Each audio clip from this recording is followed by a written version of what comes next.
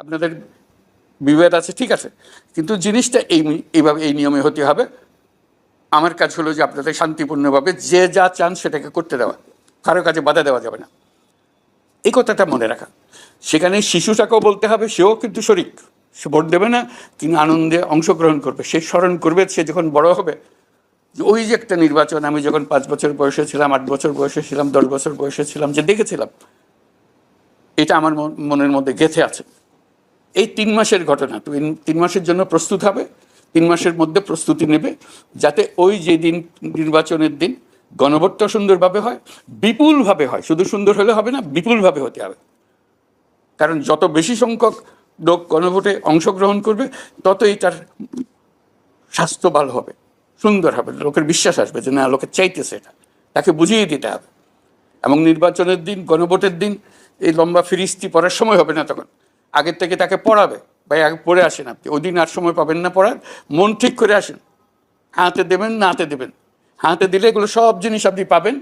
আপনি বলছেন আমি চাই এবং সেটা করতে বাধ্য। না হাতে বললে আপনি চান না, তাহলে আপনি একজন নাগরিক, আপনি চান না, কেউ জোর করে আপনাকে দেবে না।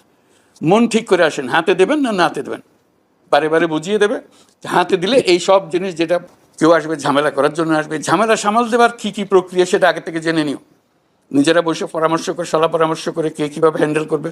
এখান থেকে অনেক নির্দেশিকা যাবে, সেটা বোঝার চেষ্টা করো যাতে করে তাদের সঙ্গে ব্যবহার ঠিক হয়। অথবা কেউ যদি ঝামেলা করার চেষ্টা করে, নাম দেবে পর্যবেক্ষক, কিন্তু আসলে উদ্দেশ্য হলো একটা ঝামেলা পাকানো, এটা নিউজ সৃষ্টি করা। সাংবাদিকরা যাবে, কেউ যাবে সদ উদ্দেশ্যে কভার করার জন্য, আর কেউ যাবে একটা বন্ডুল করার জন্য, বলবে যে এটা হয় নাই, জিনিসটা হয়েছে ঠিক, কিন্তু সে সংবাদ দিল উল্টা, সারা দেশে একটা গোলমাল লাগিয়ে দিল, ওই মুহূর্তে খবরটা প্রচার করে দিল, দিয়ে এটা সারা দেশে একটা গোলমাল হয়ে গেল, যে কী হলো কী হলো। ওই রকম যেন না হয় সেটার দিকে নজর রাখা সাংবাদিকদের পরিষ্কার, তাদের ভূমিকা তারা পালন করবে। কিন্তু তারা ভূমিকার বাইরে গিয়ে যদি উৎপাত সৃষ্টি করতে চায়, সেটার দিকেও নজর রাখতে হবে, তাদের সঙ্গে খেয়াল রাখতে হবে। তুমি নিজে করবে, তোমার সহকর্মীরা করবে, তাদের দায়িত্ব দেবে যে এটা যেন তারাও যেন সন্তুষ্ট হয়, তারা যা দায়িত্ব পালন করতে গেছে সেটা সুন্দরভাবে পালন করতে পেরেছে, তুমি তাদেরকে সুযোগ দিয়েছ। যারা গোলমাল করতে চাচ্ছে সেটা তুমি যদি মনে করো যে আমার বুদ্ধিতে কুলাচ্ছে না, এটা কী করবো, সঙ্গে সঙ্গে তোমার ফোন আছে, তোমার কল সেন্টার আছে, তোমার উপরওয়ালা আছে, বলবে এই ঘটনা, তার নির্দেশ নিয়ে নেবে যদি পরামর্শের প্রয়োজন হয়, অথবা নিজেদের ভেতর পরামর্শ করে নেবে। কারণ আমার এখান থেকে তোমার ঘরে যাচ্ছে, কাজে ওরা আগের থেকে তার ওয়ার্নিং দিয়ে দেবা, তোমার দিকে রান্না হলো ওটা খেয়াল রেখো, তোমার এখানে সে এটা ভেজা, আমি তো সামাল দিয়েছি, তুমি একটু সামাল দিয়ে এইভাবে সামাল দাও। কারণ নানা জনের নানা মতলব থাকবে, এটার জন্য সতর্ক থাকতে হবে যাতে সুন্দরভাবে হয়।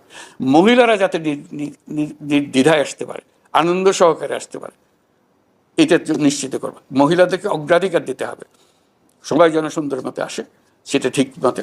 এবং যারা তোমার সঙ্গে পুলিশ, আনসার বাহিনী, পুলিশ, মিলিটারি, তাদের কার কী দায়িত্ব, কীভাবে হবে সেই যোগাযোগগুলো, তুমি হলো কেন্দ্রবিন্দু, তোমাকে কেন্দ্র করে সব কিছু হবে।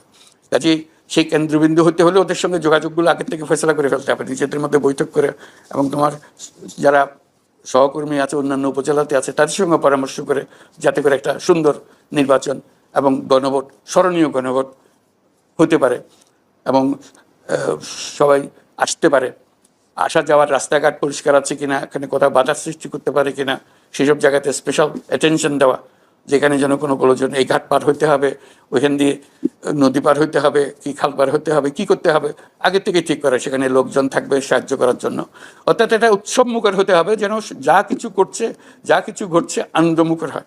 কেউ পিঠে করে দাদিকে নিয়ে আসবে, তাকে সহযোগিতা করাতে, যাতে সে কষ্ট না পায়, দাদি কষ্ট না পায়, দাদিও স্মরণীয় হয়ে থাকে, তার হয়তো বলবো যে আমি এই শেষ ভোট দিয়ে গেলাম, আমি এটা মনে শান্তি পাবো যে এটা করতে পেরেছে।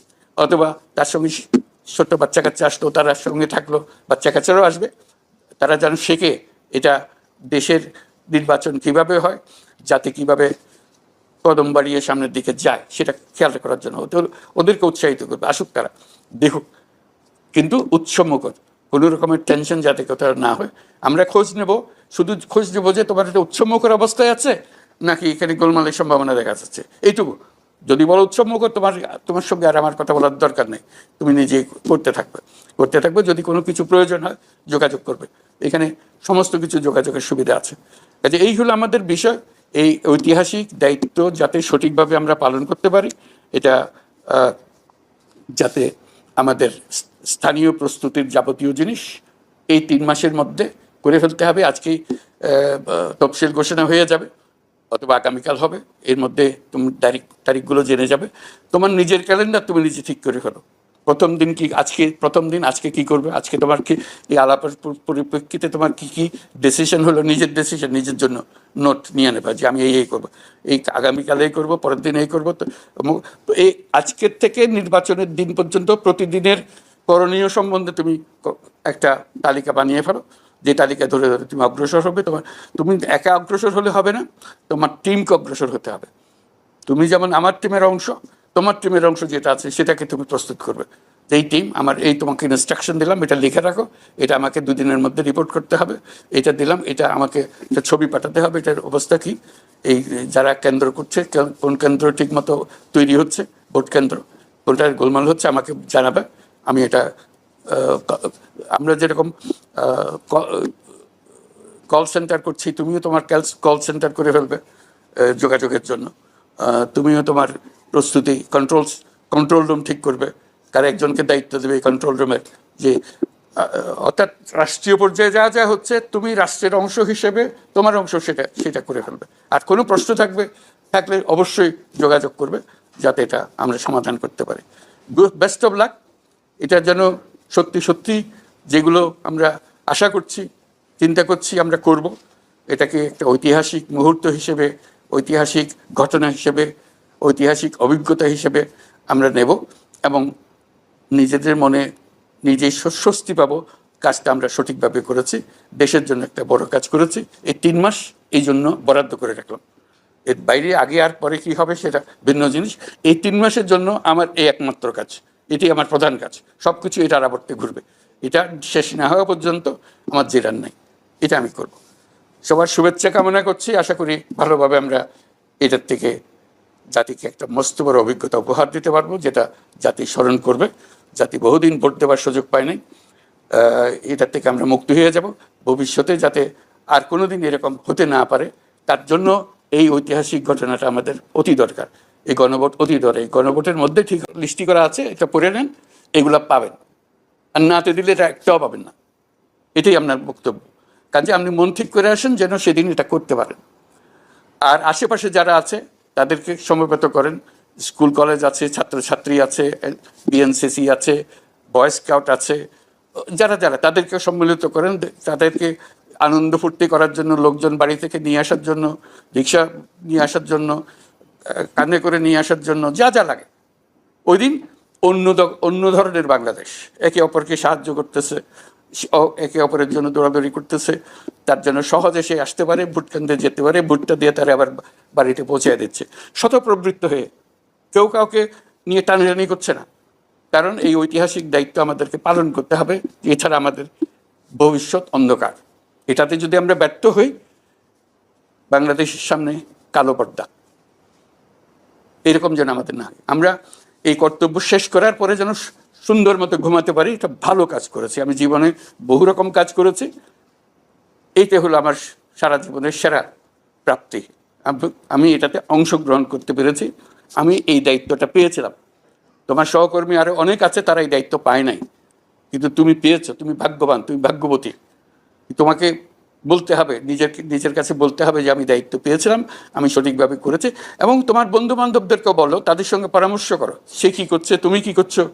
যারা ইউএনও আছে তোমার মতো, ইউএনও অন্য উপজেলায় আছে, তাদের সঙ্গে আলাপ করো যে ভাই আমরা সবাই মিলে এটা করব। কাজে এই 3 মাসের জন্য তোমার জীবনকে আলাদা করে ফেলো,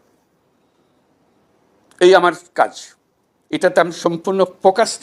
আমি প্রতিটি জিনিস ডিটেলসে চিন্তা করব, যাতে কোনো জিনিস আমাকে তাজ্জব করে না দেয়, এটা কী করে হলো, আমি তো বুঝি নাই, তখন তো খেয়াল করি নাই। এটা খেয়াল না করার কোনো জায়গা রাখবে না, সবার সঙ্গে পরামর্শ করবে।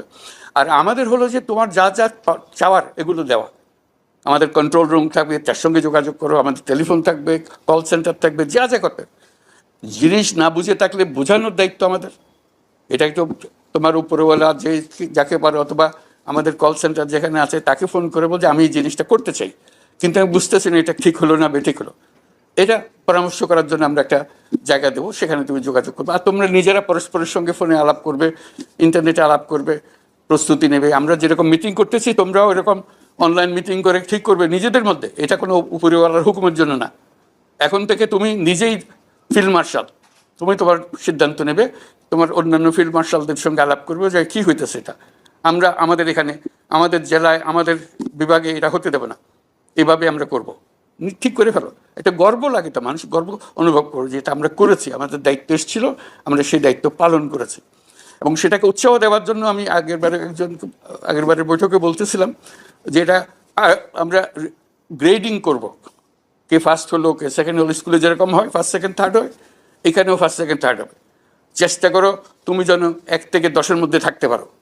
তোমার বহু সহকর্মী আছে, তোমার বহু বন্ধু আছে, তোমার নাম যেন 1 থেকে 10-এর ভেতরে থাকে।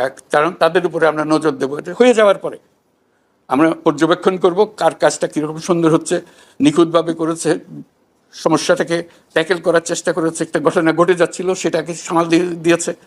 ক্রিয়েটিভ হতে হবে, সৃজনশীল হতে হবে। কেউ এখানে সব কিছু লেখা থাকবে না, তোমাকে বের করে দিতে হবে। আমার লক্ষ্যটা আমাদের যখন ঠিক আছে, সেই লক্ষ্যে পৌঁছতে হলে আবার কী করতে হবে সেটা আমাকে ঠিক ঠিক করে ফেলতে হবে, সেভাবে আমরা অগ্রসর হব।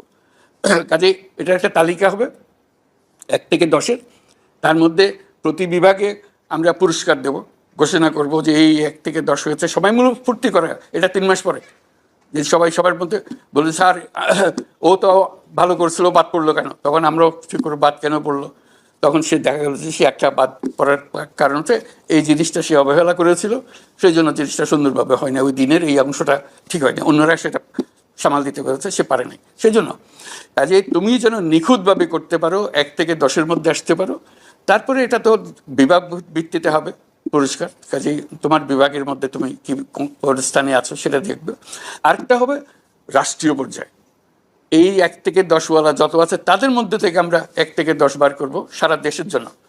এরা টপ কারা আছে তাদেরকে আমরা রাষ্ট্রীয় পুরস্কার দেবো, স্বীকৃতি দেবো। এই যে একটা ঐতিহাসিক দায়িত্ব সুন্দরভাবে পালন করা গেল, এটা তোমাদের সবার জন্য, অবশ্যই এদের জন্য বিশেষভাবে, যারা বিশেষ কৃতিত্ব দেখিয়েছে। এটা নিজেদের সন্তুষ্টির জন্য, এটা কোনো বাহাদুরি করার জন্য। সারা জীবন বলতে পারবে এই গণভোটে, এই নির্বাচনে আমি ফার্স্ট হয়েছিলাম, আমি সেকেন্ড হয়েছিলাম, আমি জেলাতে ফার্স্ট হয়েছিলাম, আমি বিভাগে ফার্স্ট হয়েছিলাম, ইত্যাদি ইত্যাদি।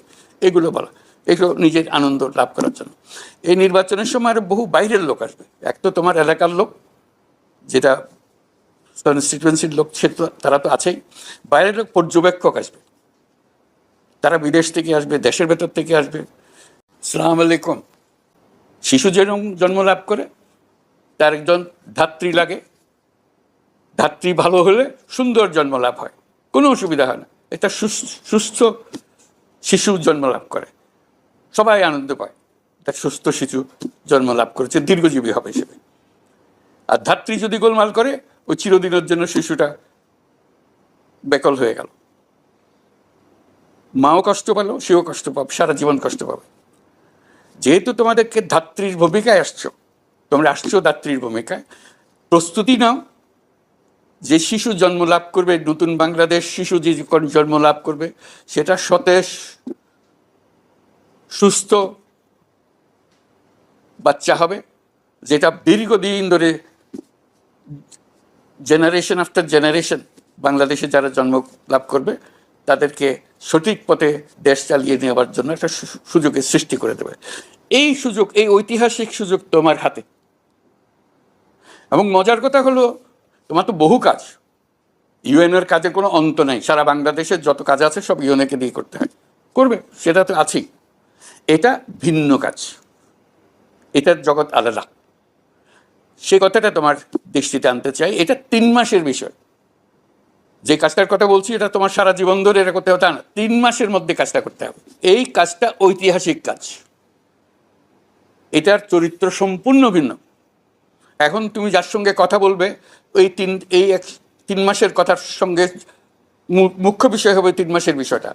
যার সঙ্গে করো, সমস্ত প্রস্তুতি, তোমার এলাকার যত লোকের সঙ্গে তোমার কথা বলার দরকার, তাকে বোঝানোর দরকার, বোঝাবে। কারা কারা আসবে, কীভাবে আসবে, তুমি নিজে প্রত্যেকটা পোলিং স্টেশনে যাবে যে দেখার জন্য যে এটা ঠিক আছে। কারণ তুমি হলে এটার কর্তা, তোমার ইশারায় কাজ হবে। আর বাকি বহু তোমাকে সাহায্য করার জন্য বহু লোক থাকবে সেখানে। কিন্তু তোমার ইশারায়, তোমার দায়িত্ব পালনের যোগ্যতায় এই ঐতিহাসিক ঘটনাটা ঘটবে। এটার জন্য প্রস্তুতি নেওয়া, মানসিক প্রস্তুতি। এই 3 মাস আমি ভিন্ন মানুষ। অনেক সিনেমাতে আছে না, সাধারণ মানুষ কাজকর্ম করতেছে, অফিসে যাইতেছে কিংবা বাজার করতেছে, হঠাৎ একটা ঘটনা করে, সে একটা অমানবিক একটা মানুষে পরিণত হয়ে যায়, হঠাৎ সাংঘাতিক শক্তি এসে যায় তার কাছে, তার চেহারা সুরত সব পাল্টে যায়। তোমাদের সেই সময়টা এসছে, তোমরা স্বাভাবিক যে মানুষ সে এখন অন্য ধরনের মানুষে রূপান্তরিত হয়ে যাবে। যে আমি এই দায়িত্ব পেয়েছি, এই ঐতিহাসিক দায়িত্ব, বাংলাদেশের জন্য আমরা গৌরব করি, বাংলাদেশের জন্য আমরা জান দিতে প্রস্তুত, কিন্তু এই দায়িত্ব আমার জন্য সারা ইতিহাসে বরাদ্দ করা আছে যে আমি এই কাজটা করব। কাজে সেই ঐতিহাসিক দায়িত্বটা তুমি কিভাবে পালন করবে, প্রস্তুতি নাও। তোমার সহকর্মীদের সঙ্গে আলাপ করো, তোমার সঙ্গে অনেক মানুষ, অফিসের ভেতরের মানুষ, অফিসের বাইরের মানুষ, পুরা উপজেলার যত লোক আছে সব তোমার লোক, এই কাজে সবাই একমত।